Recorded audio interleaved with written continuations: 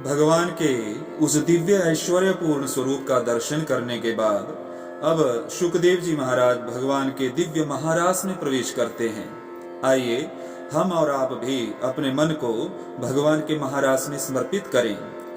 भगवान अपेता रात्रि शरदोत फुल्ल मल्लिका वीक्षरन्तु मनश्चक्रे योग माया मुपाश्रिताः। शरद पूर्णिमा यह रात्रि की मल्लिकादि पुष्पों से बड़ी विभूषित हो रही है। चांदनी की शोभा चारों तरफ छिटक रही है। पूर्णिमा तो वैसे ही सुंदर होती है। उस शारदीय सौंदर्य को देखकर आज माधव के मन में गोपियों से विहार करने का संकल्प उठा। वैसे तो श्रुति ने परमात्मा को बिना मन का कहा है, और जब तक मन नहीं तब तक संकल्प विकल्प नहीं। इच्छाएं तो मन में ही होती हैं। आज भगवान के भीतर मन जगा और मन में संकल्प उठा। संकल्प भी गोपियों से विहार करने का जागृत हो गया। अब तक तो गोपियां ही गोविंद से मिलने के लिए लालायित रहती थीं, पर आज तो चमत्कार हो गया। गोपियां अपने अपने घर का काम कर रही हैं और गोविंद के मन में उनसे मिलने की उत्कंठा जाग रही है। ये गोपियों के प्रेम की सफलता है। अपनी योग माया कृपा शक्ति किशोरी श्री राधा रानी जी का स्मरण करके भगवान ने आज बड़ी प्यारी वंशी बजाई। गोपियों की याद आई तो गोपियों को बुलाने के लिए प्रभु ने वंशी बजाई। वंशी की तान जहां गोपियों के कान में पड़ी, सब देह भान भूलकर सभी व्रजवामाएं गोविंद की वंशी के साथ खींची चली आईं। उस मधुर गीत को जब गोपियों ने सुना, वंशी तो बजी 2 बार है, पर दोनों का परिणाम भिन्न भिन्न है। पहले जब वंशी बजी तो उस समय श्री शुकदेव जी ने संकेत किया कि प्राणी मात्र भगवान के उस वेणुरव से मोहित हो गया। पाषाण भी द्रवीभूत हो गए, यमुना की धारा भी स्तब्ध हो गई, सारा त्रिभुवन मोहित हो गया। पर आज ऐसा नहीं हुआ। रास विहारी ने जब महारास करने के लिए वंशी बजाई तो जगौ कलम वाम दृशाम मनोहरम। उस वंशी को केवल व्रज की गोपियों ने सुना, और व्रज गोपियों में भी जिनका चीर हरण भगवान कर चुके हैं और जिन्हें महारास में आने का वचन दे चुके हैं, उन्हीं गोपियों ने वंशी सुनी। ये चीर हरण क्या है? परमात्मा के दिव्य रस के रसास्वादन का अधिकार है चीर हरण। चीर हरण हुए बिना महारास में गति नहीं, महारास प्राप्त नहीं हो सकता। जब तक जीवात्मा और परमात्मा के बीच में ये जो सूक्ष्म आवरण अर्थात माया है, जब तक ये हरि न चुरा लें, तब तक जीव उस दिव्य रस का अधिकारी नहीं होता। प्रिया प्रीतम के बीच में ये घूंघट का जो माया रूप पट पड़ा है, इसी का हरण करते हैं हरि, क्योंकि घूंघट का पट भी तो प्रियतम ही उघारते हैं। वे जिसे अपना रस देना चाहते हैं, उसी की आंखों से ये माया का घूंघट उठा देते हैं। और ब्रह्मवेद ब्रह्मैव भवति, जहां उस ब्रह्म का अपरोक्ष साक्षात्कार हुआ, उस दिव्य रस का एक बार रसास्वादन किया कि वह महाराज का परम पात्र बन गया। नैयायिक मंगलाचरण करके इस चीर हरण का ध्यान कर रहे हैं। गोप वधूटियों के दुकूल की चोरी करने वाले श्री कृष्ण को हमारा नमस्कार है। धर्म सम्राट स्वामी श्री करपात्री जी महाराज इसका बड़ा सुंदर अर्थ करते हैं। गोपाः जीवाः तेषां वधूटयः बुद्धयः तासाम आवरणानि अज्ञानानि। गोप रूपी जीव की बुद्धि रूपी गोपी में अज्ञान रूपी जो आवरण दुकूल पड़ा है, उस अज्ञान के आवरण का हरण करने वाले हैं श्री हरि। चीर हरण लीला अर्थात आवरण भंग लीला। एक बार जिसका आवरण हरण हो जाए तो वह फिर जीव संसार में भले ही रहे, पर संसार की माया उसे प्रभावित नहीं कर सकती। माया में रहकर भी माया से जो निर्लिप्त रहे, उसका नाम महात्मा है। तो गोपियां अब संसार में तो हैं, संसार के व्यवहार भी कर रही हैं, परंतु सब कुछ करती हुई भी महात्मा हैं। महात्मा का स्वरूप है जो तिनके की तरह संसार को त्याग दे, तनिक भी किसी वस्तु में आसक्त न रहे, वही महात्मा है। आज गोपियां महात्मा ही तो बन गई, और इसलिए तो कन्हैया की वंशी जहां कान में पड़ी कि सारे जगत व्यवहार को तिनके की तरह त्याग करके ही गोपियां चल पड़ी। भगवत रसिक कहते हैं, पंचम भूमिका में साधक जब देह का भान भी भूल जाता है तब परमात्मा के दिव्य महाराज का अधिकारी बनता है। आज गोपियों की वही स्थिति हो गई। वंशी सुनी, सब भाग खड़ी हुई। एक गोपी गैया दुह रही थी और जहां वंशी सुनी कि दोहनी को वहीं पटका और सीधी भागी चली गई। एक गोपी चूल्हे पर बैठी हलवा बना रही थी। जहां वंशी सुनी तो करछली हाथ में ही लिए चली गई और कड़ाही चूल्हे पर ही चढ़ाई छोड़ दी। एक गोपी अलंकार धारण कर रही थी तो नाक की नथ कान में ही लटकाए के चली। एक गोपी कपड़े पहन रही थी तो उल्टे सीधे कपड़े पहनकर चल पड़ी। एक गोपी अंगराग लेपन कर रही थी। जहां वंशी कान में पड़े तो जो अंगराग तो जहां लगा रखा था उसे वैसा ही लगा छोड़ा। आंख में काजल लगा रही थी और वंशी सुनाई पड़ी और दूसरी आंख में बिना काजल लगाए ही चल पड़ी। गोविंद से मिलने के लिए जब गोपियां भागी तो बहुतों ने रोकने की चेष्टा की पर नहीं रुकी। गंगा की धारा गोमुख से जब निकलती है तो अपने प्रियतम प्रेमास्पद सागर को पाकर ही विश्राम लेती है।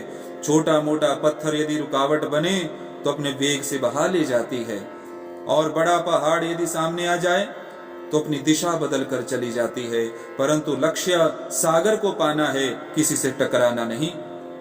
उसी प्रकार व्रजवामाएं दौड़ती भागती चली जा रही हैं, किसी के रोके रुकती नहीं, क्योंकि वंशी की तान सुनाकर गोविंद ने सबके मन को अपहरण कर लिया है। एक गोपी को तो पकड़कर उसके पति ने कमरे में कैद कर दिया, ताला लगाकर किवाड़ बंद कर दिए। अब तो बेचारी बाध्य हो गई। आज सब गोपियां वंशी की तान पर दौड़ी जाएंगी और गोविंद का दर्शन पाएंगी। उनका अंग संग उन्हें प्राप्त होगा। धिक्कार है मुझे कि इस शरीर के प्रतिबंध में इस कमरे में ही कैद बनी रह गई। तुरंत उसने पद्मासन लगाया और ध्यान में गोविंद का चिंतन करती करती उसने देहाग्नि में तुरंत अपने त्रिगुणात्मक देह को त्यागा और दिव्य वपु धारण करके प्रभु के पास सर्वप्रथम पहुंच गई। परीक्षित बोले, भगवन इतनी ऊंची स्थिति गोपियों की कैसे हो गई? शुकदेव बाबा कहते हैं, परीक्षित ये गोपियां कोई साधारण सी स्त्रियां थोड़े ही हैं। बड़े बड़े वीतराग संत जो दंडकारण्य में विचरण कर रहे थे, श्री रामचंद्र जी के स्वरूप को देखकर मोहित हो गए। वे सब सिद्ध कोटि के संत तो ब्रज की गोपियां बनकर आए हैं और इस दिव्य महाराज के रस का रसास्वादन करने के लिए प्रतीक्षारत थे। सो आज किसी के रोके कैसे रुक सकते हैं? जो निरंतर ही कृष्ण रस का ही पान करें, ये वही गोपियां हैं। गोपियों के पहुंचते ही भगवान ने सबका स्वागत किया। स्वागतम वो महाभागाः प्रियम किम करवाणि वह ब्रजस्यानमयम कचिद ब्रूतागमन कारणम। आओ आओ देवियों, आपका स्वागत है। गोपियां गदगद हो गईं कि वंशी बजाकर बुलाया और कितने प्यार से स्वागत भी कर रहे हैं। और जैसे ही अगला प्रश्न किया कि ब्रूतागमन कारणम, आ तो गई हो, स्वागत है, पर आई क्यों? इसका कारण तो बताओ, कैसे आना हुआ? अब तो गोपियां बेचारी मुंह लटकाकर खड़ी हो गईं। वंशी बजाकर निमंत्रण तो इन्होंने दिया और अब यही पूछ रहे हैं कि क्यों आई। अरे जिसने बुलाया हो उसे पता होना चाहिए कि हमें क्यों बुलाया। बेचारी गोपियां क्या उत्तर दें, मौन हो गईं, कुछ नहीं बोली। भगवान आज इनके हृदयगत प्रेम को प्रकट करवाना चाहते हैं कि अपने मुंह से अपने प्रेम को प्रकट करके कहें, परंतु किसी को भी अपने हृदय के प्रेम को स्पष्ट रूप से तो कहना बड़े साहस की बात है। तो सब गोपियां मौन खड़ी हैं और भगवान आज पीछे खड़े हैं कि आज इनके मुंह से कहलवा कर ही छोड़ूंगा। भगवान बोले, अच्छा अच्छा, समझ गया, आज शरद पूर्णिमा है तो रात की चांदनी देखने के लिए आई होंगी। बहुत अच्छी बात है, देखना चाहिए, परंतु साथ साथ ध्यान भी रखना चाहिए कि ये जंगल की बात है। इस जंगल में हिंसक जानवर घूम रहे होंगे, तो चांदनी देखते देखते आपको कहीं कोई शेर भालू ना देख ले। इसलिए अब देख लिया तो अब घर जाओ। चंद्रमा की चांदनी बहुत अच्छी तरह देख ली होगी, अब घर चली जाओ। गोपियों ने सिर हिला दिया, हम ये चांदनी देखने नहीं आए, बहुत बार देखी है ये चांदनी। भगवान ने फिर पूछा, अच्छा तो फिर क्यों आई हो? ओहो, लगता है कि अपने पतिदेव से झगड़ा हो गया, सो भाग आई हो। हे देवियों, चाहे जितना महाभारत हो जाए घर में, पर कोई भी स्त्री को घर छोड़कर नहीं भागना चाहिए। पता है, स्त्रियों का परम धर्म पति की सेवा करना है। स्त्री का पति ही परमात्मा होता है। पति परमात्मा की सेवा करो, घर जाओ। पति भले ही क्रोधी, निर्धन हो, कोढ़ी हो, कैसा भी हो, उसकी सेवा करनी चाहिए। गोपियों ने सिर हिला दिया, महाराज हमारा किसी से कोई झगड़ा नहीं हुआ है। भगवान ने फिर पूछा, ब्रज पर कोई संकट तो नहीं आ गया? चांदनी देखने आई नहीं, परिवार में झगड़ा हुआ नहीं, तो क्या मुझसे मिलने आई हो? मेरे प्रेम में खिंची चली आई हो? तो एक बात और सुन लो कि ये प्रेम तभी तक अच्छा लगता है जब तक दूरी बनी रहे। जब अति परिचय हो जाता है, निकटता बढ़ने लगती है, तो मन के अंदर थोड़ा दोष दर्शन भी होने लगते हैं और प्रेम में खटाई भी पड़ने लगती है। अरे मुझसे यदि तुम्हारा प्रेम है ही तो उसके लिए यहाँ जंगल में मुझसे मिलने की क्या आवश्यकता है? मेरी चर्चाएं आपस में एक दूसरे को सुनाओ, आंख बंद करके मेरे स्वरूप का ध्यान लगाओ। मैं सुबह शाम जब गैया चराने जाता हूँ तब मेरा दर्शन कर लिया करो। देवियों, लोक मर्यादा का थोड़ा ध्यान रखो, कितनी अपकीर्ति होगी तुम्हारी। घर जाओ, घर में ही बैठकर मेरा ध्यान लगाओ, लोक लाज का कुछ तो ख्याल करो। जब भगवान ने स्पष्ट कह दिया कि जाओ, तब गोपियों के सारे मनोरथ भंग हो गए। चिंता के मारे नीचे सिर झुकाए पैर के अंगूठे से धरती को कुरेदने लगी। अंत में आपस में बोली, बहन हम जब से आई हैं तब से खड़े खड़े प्रवचन ही दे रहे हैं, यदि इन्हें ठीक से जवाब नहीं मिला तो ये ऐसे ही खड़े खड़े उपदेश देते रहेंगे। तब सब गोपियों ने मिलकर मधुर गीत गाया जिसका नाम है प्रणय गीत। भगवान ने 10 श्लोकों में प्रश्न किया तो गोपियों ने इस प्रणय गीत में 11 श्लोकों के द्वारा जवाब दिया और भगवान की बोलती बंद कर दी। अद्भुत प्रेम गोपियों ने अपने इस गीत में प्रकट किया, इसलिए इसका नाम प्रणय गीत है। गोपियां कहती हैं, हे विभो, हे प्रभो, हमारा इस प्रकार से तो परित्याग न करो। हम कैसी कैसी आशाएं लेकर आपकी वंशी की तान को सुनकर दीवानी होकर दौड़ी चली आई, और आप हो कि जो आते ही हमें तमाम प्रकार का उपदेश देने लग गए। क्या हम उपदेश सुनने आई हैं?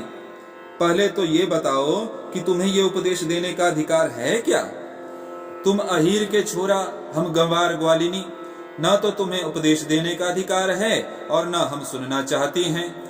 अरे उपदेश उसे दिया जाता है जो उपदेश सुनना चाह रहा हो। क्या जबरदस्ती पकड़कर बैठाकर किसी को प्रवचन सुनाया जा सकता है? हम नहीं सुनना चाहती और जब से आई हैं तब से आप ये ही प्रवचन सुनाते जा रहे हैं, इसलिए ऐसा मत बोलो। हम ये सब सुनने नहीं आई हैं प्रभो, हम तो आपको भोग लगाने आई हैं, भात का भोग लगाने आई हैं। भक्त और भात में बहुत सामंजस्य है। ये जो भात शब्द है यह भक्त शब्द से ही बना है, इसलिए भगवान को जैसे भक्त प्यारे हैं वैसे ही भगवान को भात भी बहुत प्यारा है। जहां भी भगवान को पवाने वाली बात आती है तो प्रायः भात की चर्चा भोजन में जरूर आती है।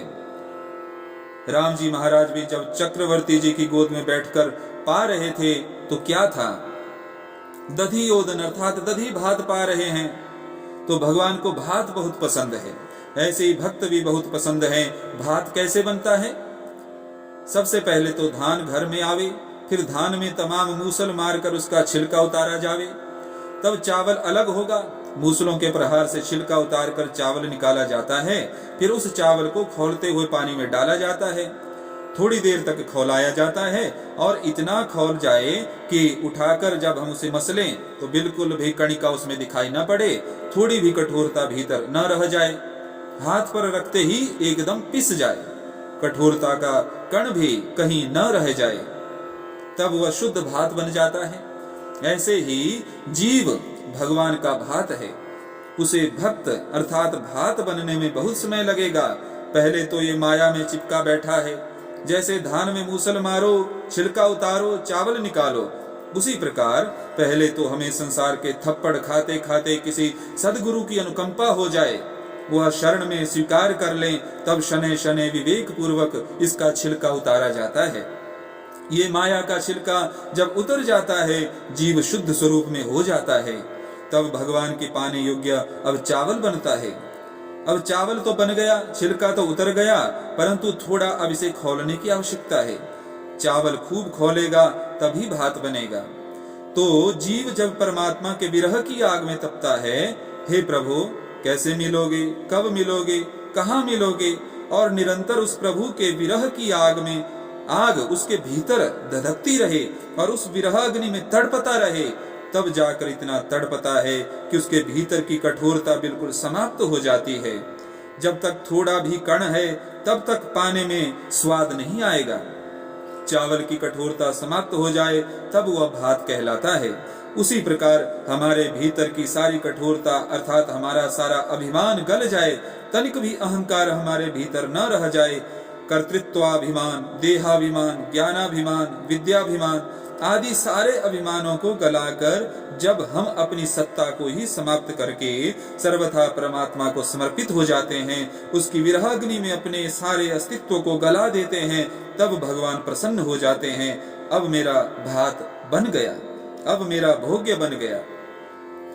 श्रुति कहती है अहम अन्नम, प्रभो हम अन्न हैं और आप उस अन्न के भोक्ता हो। तो गोपियां भी कह रही हैं प्रभो हम आपकी भात हैं, ये गला हुआ सिद्ध भात है। हमने सारे अहंकार को गला दिया, अपनी लोक लाज को भी गला दिया, अपनी घर परिवार की सारी आसक्ति को गला दिया, अपना अस्तित्व ही गला दिया और ऐसा विशुद्ध भात बन गई, और वह अब भी रूखा भात नहीं है। इसके आपके प्यार की मिश्री में इसमें मिला रखी है, हे गोविंद आपके दिव्य प्रेम की मिश्री से मिला हुआ ये मीठा भात है, रूखा भात नहीं है। इसलिए अपने सारे आग्रह त्यागो और परोसे हुए इस भात का भोग लगाओ। इस प्रणय गीत में बड़े सुंदर सुंदर भाव हैं। भगवान बोले भूख लगी हो तब तो पावें। गोपियों ने कहा सरकार भूख न लगी होती तो आपने थाली मंगवाई भी न होती। पहले कोई आदेश दे कि भाई भूख लगी है, जल्दी से थाली लाओ, भोजन करेंगे, और परोस कर जब थाली सामने आ जाए तब कहो कि भूख नहीं है, ये तो दुराग्रह है। यदि आपको पाना नहीं, अगर आपको भोजन पाने की इच्छा नहीं थी तो आपने फिर बंशी बजाकर बुलाया ही क्यों? ठीक है, हम जब से आई हैं तब से आपके मुंह से एक ही बात सुन रही है कि चली जाओ, लौट जाओ, भाग जाओ, तो इसका मतलब आपको भात पसंद नहीं आया। तो ठीक है, पर बंशी बजाकर जो हमारा चित्त आपने चुरा लिया उसे तो लौटा दो। हम तब लौटेंगी जब हमारा मन लौटेगा।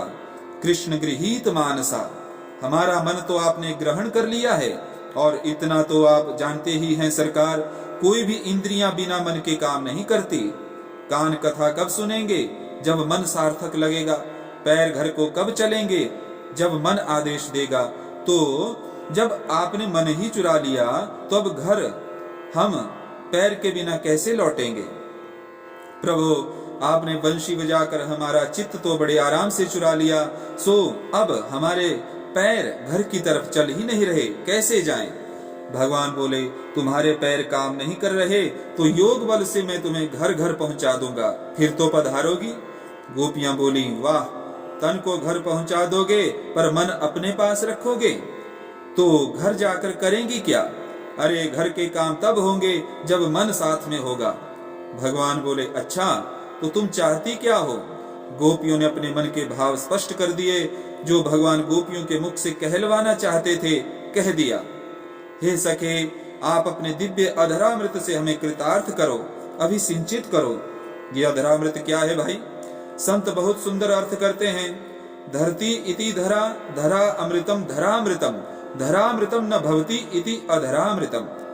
धरती का नाम है धरा, जो सबको धारण करती है, और धरा पर जो अमृत उपलब्ध होता है वह धरामृत, और जो अमृत इस धरा पर कहीं प्राप्त न होवे वह अधरामृत अर्थात प्रेमामृत, रसामृत। गोपियों ने उस रस की याचना गोविंद से की जिसका श्रुतियों ने वर्णन किया है। रसो वै सह रसम हैवायम लब्ध्वा नंदी भवति। वह परमात्मा रस स्वरूप है। उसके उस दिव्य लौकिक अभौतिक अप्राकृतिक रस का जिसने रसास्वादन कर लिया वह जीव आनंद स्वरूप हो जाता है। गोपियां उसी रस की याचना प्रभु से कर रही हैं और सावधान भी कर दिया कि यदि आपने हमारा मनोरथ पूर्ण नहीं किया, अर्थात यह रस हमें अगर आपने प्रदान नहीं किया, तो आपके प्रेम में हम अपने शरीर का परित्याग कर देंगे। तो जीते जी न सही आपको याद करके मरेंगे, तब तो आपकी प्राप्ति होगी ना। प्रभु ने अच्छी तरह से परीक्षण करके देख लिया। गर्मियों में आप घड़ा खरीदने जाते हैं तो 10 रुपए का मटका 10 बार ठोक ठोक कर देखते हो कि पक्का है, कि कहीं टूटा फूटा तो नहीं, टूटा ना हो, छिद्र ना हो, टेढ़ा मेढ़ा ना हो। हर प्रकार से जब मन संतुष्ट हो जाता है तब 10 रुपए का मटका खरीदते हैं। तो जिन व्रज मामा को अपने अलौकिक दिव्य प्रेम का रस प्रदान करना चाहते हैं, प्रभु उन परम भागी गोपियों का भी तो जरा निरीक्षण परीक्षण करके देखेंगे ना। प्राइमरी के छात्र की परीक्षा में कोई फर्क नहीं पड़ता है, पास कर देंगे, पर ज्यों-ज्यों ऊंची पदवी होती जाएगी परीक्षा उतनी ही कड़ी होती जाएगी। तो भगवान के निकटतम पहुंचकर गोपियों को उस दिव्य रस की प्राप्ति होने जा रही है, तो भगवान परीक्षण कर रहे हैं कि संसार का कोई प्राकृतिक रस तो इनके अंदर नहीं है, संसार की किसी वस्तु की आसक्ति तो इनमें नहीं है।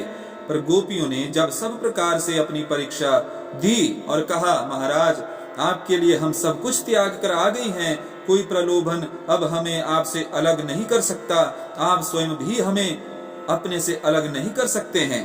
तब भगवान प्रसन्न हो गए, परीक्षा में पास हो गई और अब वह आत्माराम प्रभु ब्रज वामाओं के साथ विहार करने लगे। जैसे ही गोपियों के साथ भगवान ने उनका मनोरथ पूर्ण करने के लिए ताता थैया करके थिरकना प्रारंभ किया, गोपियों के आनंद का पारावार नहीं रहा। नाचते हुए उस नटनागर को देखकर गोपियों को भ्रम हो गया कि देखो कैसे नाच रहे हैं हमारे इशारों पर, वह त्रिभुवनपति को हमने अपने वश में कर रखा है। ताता थैया करके थिरक उठे कन्हैया, परंतु जैसे ही कामदेव ने देखा, कामदेव को सबसे बड़ा अभिमान था। भगवान ने चुनौती दी कि आओ तुम भी चले आओ, अब तक तुमने गोपियों को समाधि में विचलित किया था, पर मैं योग योगेश्वर कृष्ण ब्रज की अनंत ब्रज सुंदरियों के बीच में विहार कर रहा हूँ, आओ मेरे मन में कोई विकार पैदा करके दिखाओ। कामदेव ने सारे बाण चला दिए, वशीकरण, उच्चाटन, सम्मोहन, स्तंभन, उद्दीपन आदि 5 बाणों का प्रयोग करके देख लिया, पर रतिपति कामदेव को पकड़कर भगवान ने ऊपर लटका दिया। काम को स्तंभित करके भगवान ने ब्रज मामाओं के साथ विहार किया। कामदेव लज्जित होकर चरणों में गिर गया और भगवान को आज कामदेव ने अच्युत नाम दिया। न च्यवति स्वरूपात् इति अच्युत, एक आप ही हो जो अपने स्वरूप से विचलित नहीं हुए, बाकी तो मैंने सबको नचा दिया, आपके अतिरिक्त कोई नहीं बचा। काम का अभिमान गल गया। वही कामदेव पराजित होकर भगवान श्री कृष्ण की द्वारिका में आकर उनका प्रथम पुत्र प्रद्युम्न बना। परंतु नाचते हुए श्री माधव का गोपियों ने दर्शन किया तो उनमें सौंदर्याभिमान जागा। एक गोपी के मन में मान हुआ, बाकी सबको अभिमान हुआ, तो भगवान उस मानिनी गोपी को मनाने के लिए अपने साथ में लेकर बाकी सब गोपियों के बीच में अंतर्धान हो गए। अंतर्हिते भगवती सहसैव प्रव्रजांगनाः। अंतर्हित के 2 अर्थ हैं। पहला अर्थ है कि अदृश्य हो गए और दूसरा अर्थ है कि भगवान गोपियों का हृदय से हित चाहते थे, इसलिए अंतर्हित हो गए। तो अंत में हित छुपा है जिनका, ऐसे श्री हरि अंतर्हित हो गए। अपने बीच में भगवान को न देखकर ब्रज मामाओं ने ऐसा अनुभव किया, उनको ऐसा लगा जैसे मणिधर सर्प की मणि को हरण करके ले जाए या पानी से मछली पृथक हो जाए। विकल होकर छटपटा उठी, भगवान को अपने पास न देखकर विचलित हो गईं, अपने प्यारे को ढूंढने के लिए चारों ओर दौड़ने भागने लगी और प्रेम में इतनी पागल हो गईं कि वृक्षों से ही पूछने लगी, ए भैया बरगद, ए भैया पीपल, तुम ही बताओ, अपनी विशाल शाखाओं को चारों तरफ से फैलाकर देखो, हमारे प्राण धन प्रियतम कहाँ भाग गए। वृक्षों से भला क्या उत्तर मिलता। गोपियां आपस में बोली, देखो देखो कितने निष्ठुर हैं, आखिर ये भी तो पुरुष जाति के ही हैं, आखिर ये भी तो पुरुष जाति के ही है ना।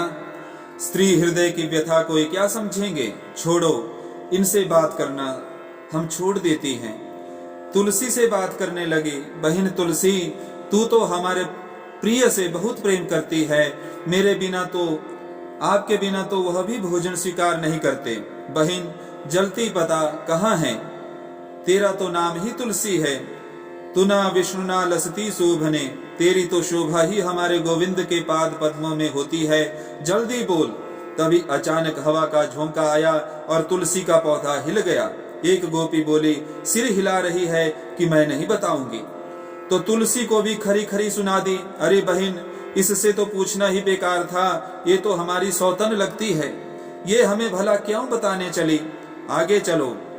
कुछ आगे बढ़ी तो एक जगह खूब हरियाली नजर आई। एक बोली, सखी, निश्चित ही कन्हैया यहीं छुपे हैं। देखो ये पृथ्वी कितनी रोमांच कंटकित हो रही है, ये पृथ्वी की रोम खड़ी हो रही है, अर्थात इसका शरीर पुलकित हो रहा है। हमारे प्राण प्यारे प्रभु के स्पर्श से ही इतनी पुलकित हो सकती है और दूसरा कोई कारण नहीं है। अरे बहन पृथ्वी, तू बोल, कहाँ छुपे हैं हमारे कन्हैया?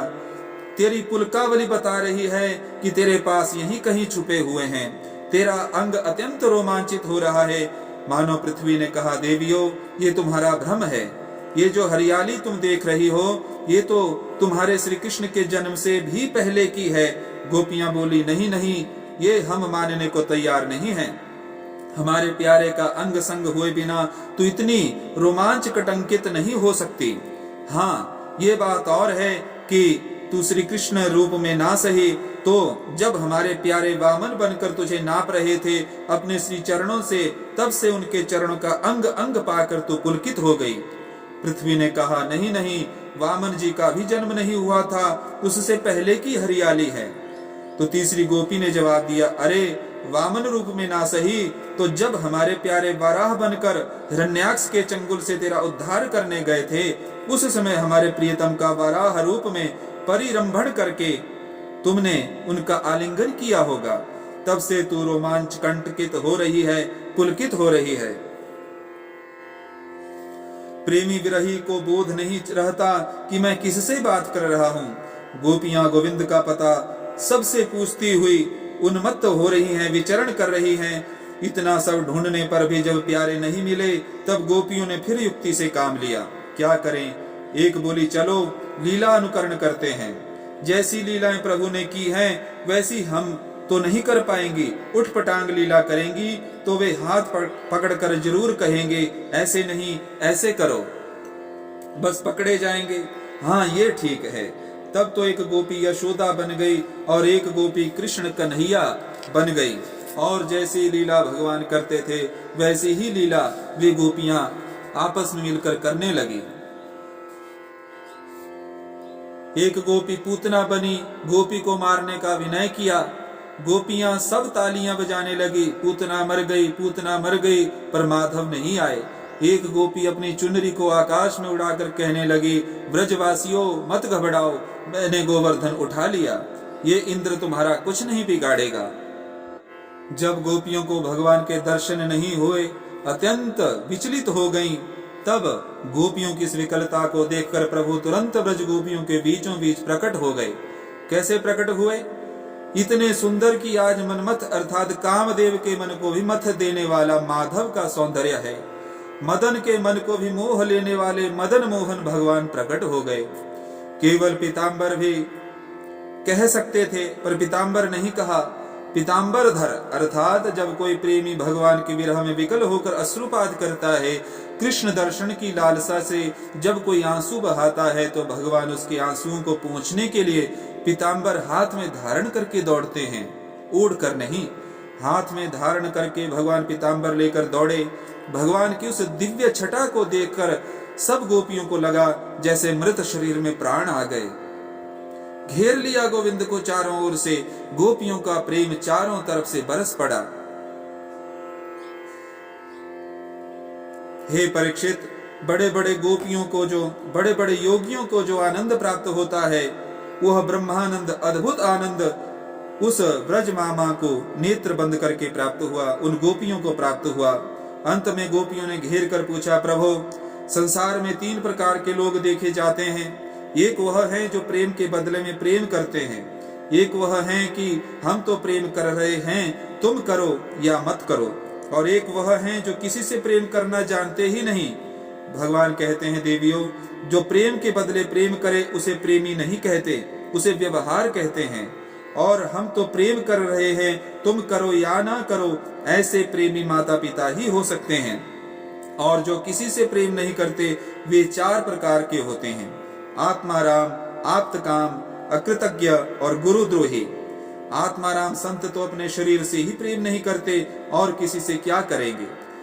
आप्तकाम की सारी कामनाएं पूर्ण हो गई हैं, इसलिए वे किसी से प्रेम करता ही नहीं, उसके मन में कोई इच्छा नहीं है।